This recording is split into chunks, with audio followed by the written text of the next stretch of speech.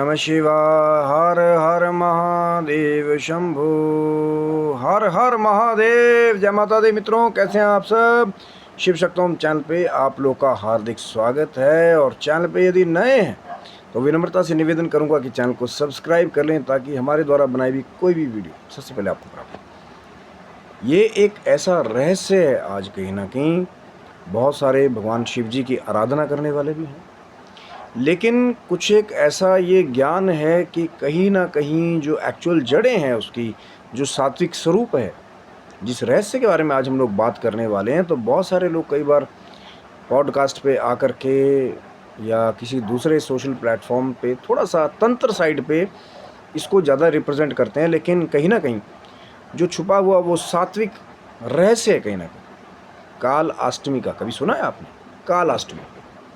कोई आपको भगवान शिव का अनन्य भक्त मिल जाए या योगी मिल जाए और आपसे कह दे कि भैया आज तो काल अष्टमी है। काल अष्टमी का क्या अर्थ है, कहीं ना कहीं वीडियो में मैं आज फिर से चर्चा करूंगा। और जो ये रहस्य है, कहीं ना कहीं पूरा वीडियो ज़रूर देखिएगा अंत तक, क्योंकि जो जानना चाहते हैं कहीं ना कहीं, क्योंकि जो भगवान शिव के भक्त हैं, जो शिव जी के उपासक हैं, शिव जी की आराधना करने वाले हैं, तो कहीं ना कहीं भगवान शिव के जो ये काल अष्टमी का रहस्य है, बहुत गहरा जुड़ाव।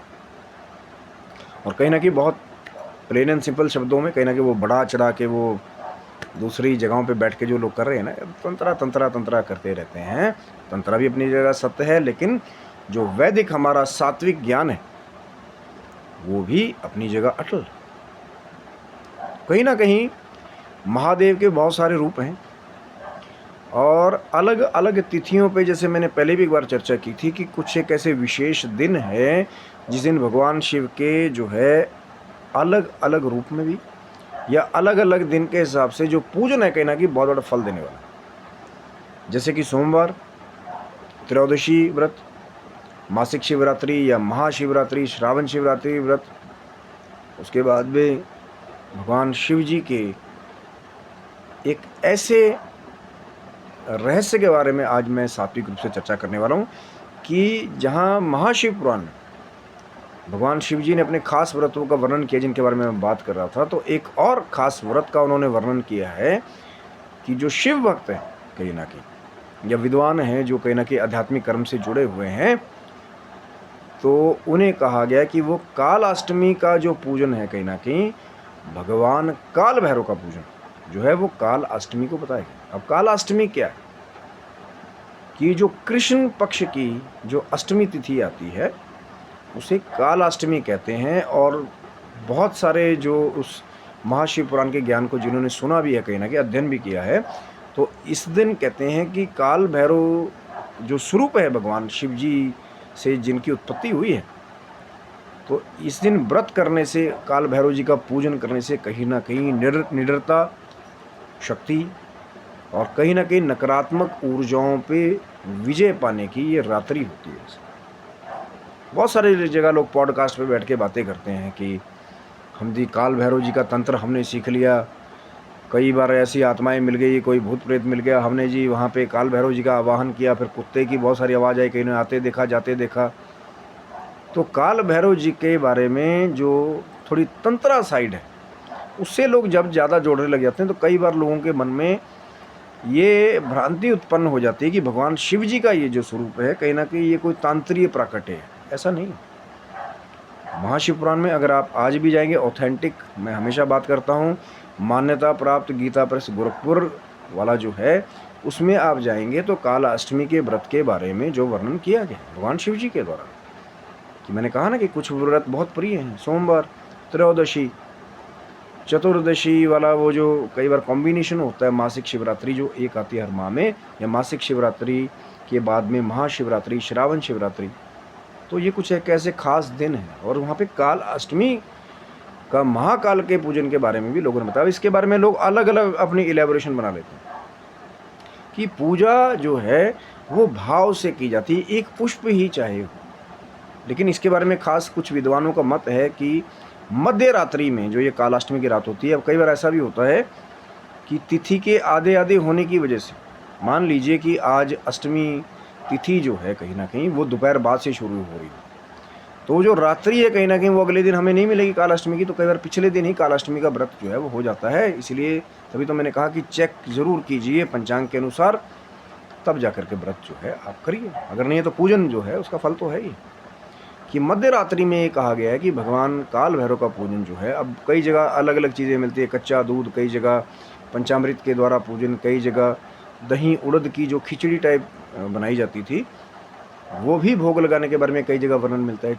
और चौमुखी दिया का इसमें जो पूजन में प्रयोग है कहीं ना कहीं वो ज़्यादातर किया जाता है। सरसों के तेल की जोत के बारे में ज़्यादातर लोगों का एक मत है कि सरसों की तेल की जोत या जो भी आपके पास अवेलेबल है। और फिर उसके बाद अगर आपके पास नहीं काल भैरव जी का कोई स्वरूप है, चित्र है, कोई भगवान शिव जी का स्वरूप है, वो भी नहीं है, तो ध्यान करके जहाँ बैठे हैं कहीं ना कहीं वहाँ भगवान शिव जी का ध्यान करके, माँ जगदम्बा का ध्यान करके, तो पंचोपचार से चाहे पूजन जो भी आपके पास है यथाशक्ति तथा भक्ति। अब ये नहीं कि भैया 16 उपचार नहीं है मैं तो पूजन ही नहीं करूँगा, सामग्री पूरी नहीं है मेरी। बहुत सारी माताओं की ये कंप्लेंट रहती है, तो अधूरा पूरा कुछ नहीं होता। जो आपके पास है भाव से, समर्थता से पूजन में जुट जाइए। और अगर भाव ये करेंगे कि मेरी सामग्री अधूरी है, तो कहीं ना कहीं ये भाव जो है ना पूजन का वो जो एक संपन्न रूप है उसको तोड़ने का काम करता है। बहुत सारे दूसरे आजकल, मैं नहीं कहना चाहता, मुझसे बहुत बड़े बड़े भी हैं, माफ़ी चाहूँगा, कटु सत्य है, पर क्या करूँ कि अच्छे विद्वान वो हैं जो कहते हैं कि जो प्रभु ने आपको दिया है, जो आपके पास समर्थता है, उसको लेकर के आइए, उसके द्वारा पूजन कीजिए। शास्त्रों में तो राजा महाराजाओं के हिसाब से भी बहुत सारी चीज़ें लिखी हुई, हाथी घोड़े का दान, स्वर्ण का दान। अब किसी बेचारे के पास में जो है सरसों की तेल जलाने के लिए जो जोत जलाने के लिए तेल ना हो, आप उसको बोलो कि भैया बहुत बड़ा घी क्वालिटी का लेकर के आओ। जो भाव से, देखिए नकली चीज़ का प्रयोग मत करें, और जो भाव से आपके पास शुद्ध चीज़ है उसको लेकर के आप पूजन करें। और मन भी शुद्ध होना चाहिए कि मेरे पास सामग्री पूरी जो दिया परमात्मा ने उससे कीजिए। और फिर जो ये कालाष्टमी का पूजन है काल भैरव स्वरूप का कहीं ना कहीं, और ये कहा गया है कि जो भगवान शिव जी की आराधना करने वाले हैं उनको भगवान काल भैरव का जो ध्यान है, या जैसे ये कालाष्टमी का दिन आता है, कृष्ण पक्ष की अष्टमी, कृष्ण जी का जन्म भी इसी अष्टमी को हुआ था, कालाष्टमी को ही हुआ था। ध्यान से अगर आप रिसर्च करेंगे आपको मिलेगा। तो बहुत बड़ा कालाष्टमी का रहस्य है। और काल भैरव जी का पूजन नकारात्मक ऊर्जाओं पे विजय पाने के लिए ये एक सात्विक स्वरूप भी है इसका। ये नहीं वो तंत्रा से जोड़ते रहो कि भैया मांस मदिरा लेके जाओगे तो ये है, तो उसमें ये कहा गया दही उड़द या गुड़ जो है, कहीं ना कहीं काला उड़द, गुड़, काला तिल, सरसों का तेल, इसके द्वारा भगवान काल भैरव का पूजन जो है वो मध्य रात्रि में, आधी रात्रि में बताया जाता है। अब वो अपने हिसाब से थोड़ा थोड़ा अलग अलग है कि भैया मध्य रात्रि में आप सभी लोग कहेंगे भैया रात का पूजन है, कोई तांत्रिक पूजन है, ऐसा नहीं है, वो सात्विक स्वरूप है। क्योंकि मैं हमेशा तुर्य संध्या की बात करता हूँ, जिस समय में भगवान शिव जी जो है लिंग में प्रत्येक दिन प्रकट होते हैं मध्य रात्रि। तो फिर कहीं ना कहीं ये भी कहा जाता है कि उस दिन जो वाहन है श्वान यानी कि कुत्ता जो है, अब वैसे तो अगर आपको जो है काले रंग का आपको श्वान मिल जाए, कुत्ता मिल जाए तो अति उत्तम है। अगर नहीं भी मिले, कोई भी कुत्ता जो आपको मिले, उसको मीठी रोटी जो है खिला करके जो व्रत करने वाले स्पेशली उनका समापन भी माना जाता है कि उधर काल भैरव जी का पूजन भी किया, भोग लगाया। अब वो फिर अपना अपना मत है, कई लोग कहेंगे भैया भाई महाराज आधी रात तक खाना ही नहीं खाएंगे हम लोग, क्योंकि कालाष्टमी के बारे में भी ये कहा गया कि फलाहार अगर आप करेंगे, कुछ तिथियों के बारे में और भोजन करना है कि इस दिन भी कहीं ना कहीं फलाहार करने के बारे में ज़्यादा एक मत सलाह है। शिव महापुराण का अध्ययन करेंगे आपको बहुत कुछ मिलेगा, पर यथाशक्ति तथा भक्ति तो लोग अपने शरीर के हिसाब से उसको मोल्ड करते हैं, है ना। पूरा तो कभी हुआ ही नहीं, पर जो जहाँ तक शक्ति है कि जो लिखा गया है, जो कहा है विद्वानों ने, उसको माना जाए, जो शास्त्र की वेद की आज्ञा जहाँ तक हो सके। अब मैं इसमें ज़्यादा नहीं जाऊँगा, फिर बहस छिड़ जाएगी।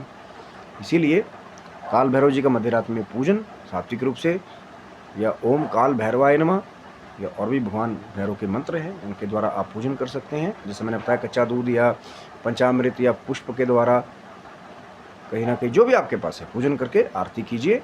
उसके बाद में फिर भगवान काल भैरव को भोग, जैसे वो गुड़ का या दही उड़द का भोग लगा करके काल भैरव जी का आशीर्वाद प्राप्त करें। काशी के जो कोतवाल है उनका ध्यान आज कीजिए, जो वाराणसी में, ये बहुत ज़रूरी बताया गया शिव भक्तों के लिए, कि ये भी कहा गया है कि वहाँ जा कर के वो जो काशी के कोतवाल है उनको प्रणाम ना करें। जो वाराणसी में बाबा विश्वनाथ के दर्शन करने भी जाते हैं तो उनके लिए ज़रूरी बताया गया। पर ये जो कालाष्टमी की रात है उससे जो शक्तियाँ जुड़ी हैं, बहुत बड़ी ऊर्जा है महाराज। जो नकारात्मक ऊर्जाएं, जैसे वो जो कुछ दूसरी चीज़ें हैं ना जिनको लोग कहते हैं कि ये लगा दिया वो लगा दिया, तो भगवान काल भैरव जो है, या अब इसमें फिर एक नया बहस छेड़ लेते हैं, बटुक भैरव, काल भैरव, ये वाले भैरव या सिर्फ भैरव, वो भगवान शिव जी की माया है। तो पूजा करके आप आशीर्वाद प्राप्त करें, और उसके बाद फिर ये जो कालाष्टमी का जो वो रात्रि है, कहीं ना चमत्कार ही चमत्कार, बहुत गुप्त रहस्य छिपे हुए हैं। चर्चा बहुत लंबी है कि आगे पूजन का क्या क्या अलग स्वरूप भी हो सकता है। आपका प्रेम मिलेगा तो शायद बहुत जल्दी आपके समक्ष जो है नई जानकारी लेके प्रकट होंगे, उपस्थित होंगे। आशा करता हूँ वीडियो आपको अच्छा लगा होगा कालाष्टमी का ये जो जानकारी दी है, और कहीं ना कहीं आप भी पूजन करें, भगवान शिव जी की काल भैरव स्वरूप में पूजन करके आशीर्वाद आप प्राप्त करें और नकारात्मक ऊर्जाओं पर विजय पाएं। तब तक के लिए आप सभी बंधुओं को हर हर महादेव शंभू। जय माता दी मित्रों, आप सब हर हर महादेव, जय माता।